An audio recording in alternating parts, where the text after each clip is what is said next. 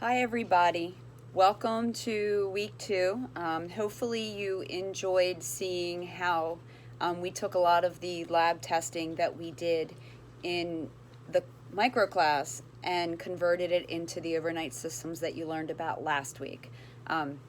So this week we are moving on to another set of testing parameters that a lot of institutions are using. Now remember, I'm presenting some of the different systems, some of the most common, but you might see others while you're on your clinical rotations that are similar to these.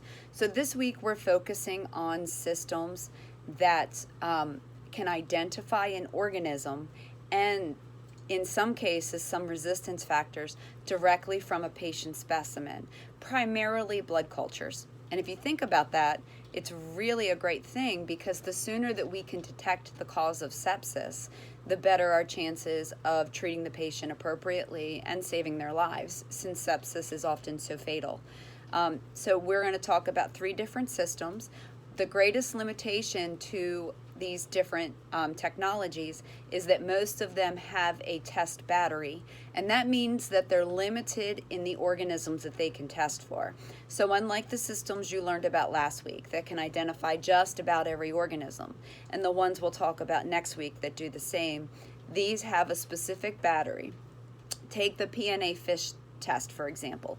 We talked about that briefly in the clinical microbiology course. The gram-positive battery has about 6 organisms it can detect, and the gram-negative about 6 to 8 as well. So if the patient is infected with an organism that's not in the test battery, you're going to have to go to a more traditional method. So this week, I want you to start off by going through the material, the learning module, and looking at any images or videos that are embedded.